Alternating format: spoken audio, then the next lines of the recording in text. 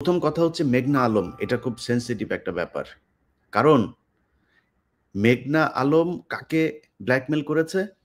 Saudi রাষ্ট্রদূতকে। Saudi রাষ্ট্রদূতের কাছে $5 million চেয়েছে।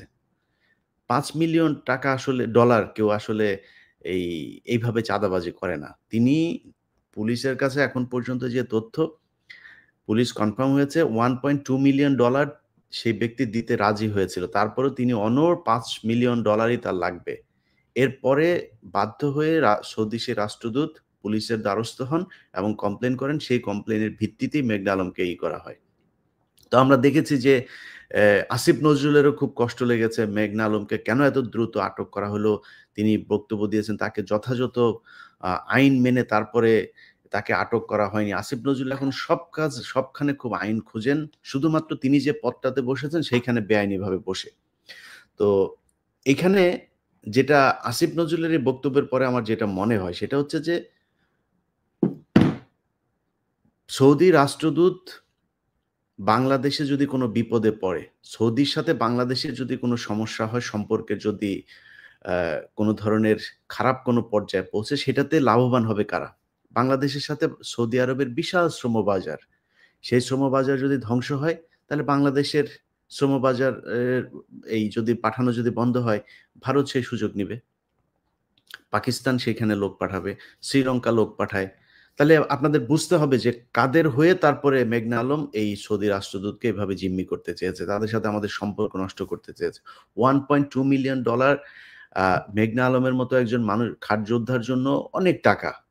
তো তাদের মতো এই ধরনের এই আপনার কি বলে নিষিদ্ধ পল্লীর এরা আপনার $1.2 মিলিয়ন নেয় নাই, তাকে 5 মিলিয়নই দিতে হবে এর জন্য প্রেশার দেওয়া তাদের সাথে এটা কেন? কেন করা হয়েছে? এটা করার একমাত্র কারণ যারা ভারতীয় চর এখনো পর্যন্ত এই সরকারের ভেতরে আছে, তাদের হয়েই তারা কাজ করছে এবং তাদের কারণেই সৌদির সাথে আমাদের সম্পর্ক নষ্ট করতে চায়। এটা আপনাদেরকে জানিয়ে রাখলাম শুধু এতটুকু বলেই যে আমরা মনে করি যে ডিবি প্রধানের সবচাইতে বড় অ যদি কারো কাছে কোনো সমস্যা থাকে ডিবি প্রধানের ব্যাপারে কোনো কমপ্লেইন থাকতে পারে সেটা তাদের ব্যাপার। কিন্তু আমি আমার জায়গা থেকে আমার যেই সমস্যা ডিবি প্রধানের মনে করেন ডিবি প্রধানের যদি নাকি কেউ কোনো সমস্যা পেয়ে থাকে, ডিবি প্রধানের জায়গায় আরেকজন আসবে। একজন আল্লাহ নিজে দুনিয়ায় পাঠাবেন, নবুয়ত নিয়ে আসবেন আর তিনি এসে ডিবি প্রধানের পদে বসবেন। এরকম একজন যদি পান তাহলে বসায় দেন।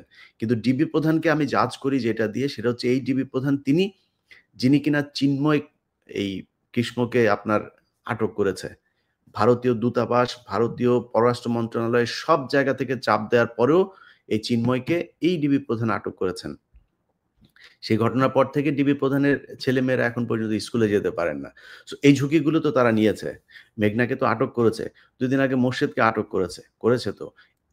২ শতাধিক এমপি, মন্ত্রী, সাবেক সচিব, সাবেক ভিআইপি লোকজনকে আটক করেছে এই ডিবি প্রধান থাকা অবস্থায়।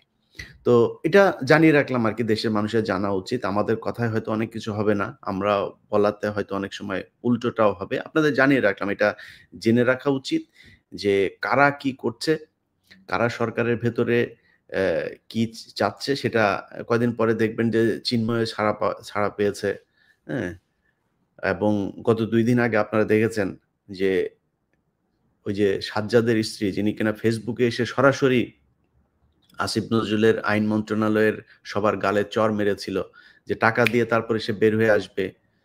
তার সেই মহিলা কিন্তু কয়েকশো সিরিয়াল ওভারটেক করে তারপরে তার